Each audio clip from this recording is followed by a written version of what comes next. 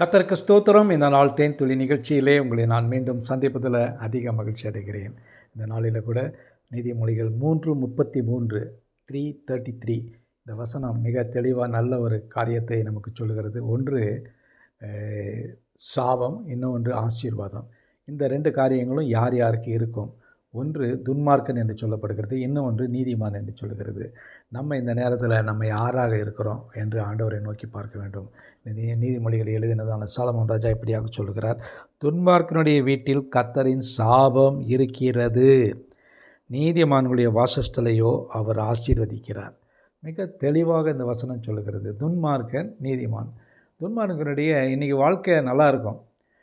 துன்மார்க்கன் நல்ல உலகத்தில் நல்லா நம்மளை காட்டிலும் அதிகமாக சம்பாதிப்பான், நம்மளை விட நல்ல சந்தோஷமாக இருப்பான். நமக்கு ஒரு வீடு இருந்தால் அவனுக்கு 2 வீடு இருக்கும், நமக்கு ஒரு கார் இருந்தால் அவனுக்கு 2 கார் இருக்கும். ஆனால் கர்த்தர் என்ன சொல்லுகிறாரு? உண்மை இல்லாதவனுக்கும் துன்மார்க்கனுக்கும் ஒரு காரியத்தை அவர் வைக்கிறார். அது என்னவென்று சொன்னால் சாபம். அது இப்பொழுது தெரியாது.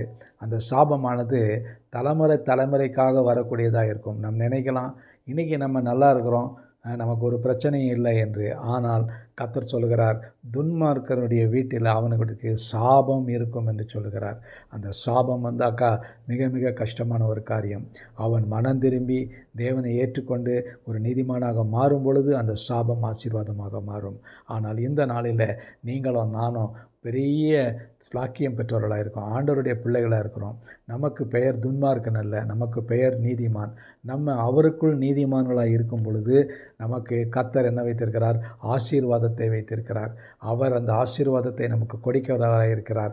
நமக்கு அந்த ஆசீர்வாதம் கிடைக்கும் என்று சொன்னால் நம்மை விட பாக்கியமான ஜனங்கள் வேறு யாரும் கிடையாது. கர்த்தர் இந்த நாளில் 2 கொடுத்துருக்கிறார். ஒன்று துன்மார்க்கனுடைய வாழ்க்கை, இன்னொன்று நீதிமானுடைய வாழ்க்கை. நம்ம என்னவா இருக்கிறோம்? ஆண்டவரை பிரியப்படுத்தக்கூடியவர்களாக இருக்கிறோமா? இன்றைக்கி ஆண்டவர் கிறிஸ்தவர்களாக இருந்து கொண்டே துன்மார்க்கத்தில் வாழ்ந்து கொண்டு இருக்கிற மக்களும் இருக்கிறாங்க. அப்படிப்பட்ட நிலையில் நம்ம இருக்கக்கூடாது. ஆண்டவரை பிரியப்படுத்தக்கூடியவர்களாக இருக்கணும். ஆண்டவருடைய பிள்ளைகளாக இருக்கும் பொழுது நமக்கு சாபம் அல்ல, சாபக்கு பதிலாக நமக்கு ஆசீர்வாதம் கிடைக்கக்கூடியதாக இருக்கும். அது நம்முடைய பிள்ளைகளுக்கும் சன்னதிக்கும் அது ஒரு பெரிய ஆசீர்வாதமாக இருக்கும். அவரை ஆசீர்வாதத்தின் ஊற்றாகிய கர்த்தரை நோக்கி பார்ப்போமா? நல்ல ஆண்டவரே, நன்றியோடு துதிக்கிறோம். 2 காரியத்தையும் 2 பக்கத்தில் வைத்திருக்கிறீங்க. நாங்கள் ஆண்டவரை எதை தெரிந்து கொள்ள வேண்டியது என்று எங்களுடைய கரத்தில் இருக்கிறது. நாங்களோ நீதிமான்களாக இருக்கிறோம், உம்முடைய இரத்தத்தினாலே கழுவப்பட்ட மக்களாக இருக்கிறோம், உம்மாலே ரட்சிக்கப்பட்ட மக்களாக இருக்கிறோம். நீரே எங்களை நீதிமான்கள் ஆக்கியிருக்கிறீர்.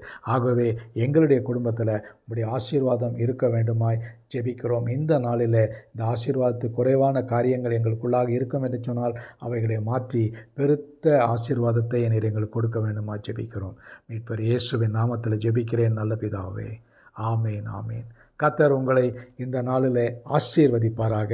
அவருடைய ஆசீர்வாதம் உங்களுடைய வீடுகளிலே ஒவ்வொரு இடத்திலும் வாசஸ்தலத்திலும் இருப்பதாக. ஆமேன்.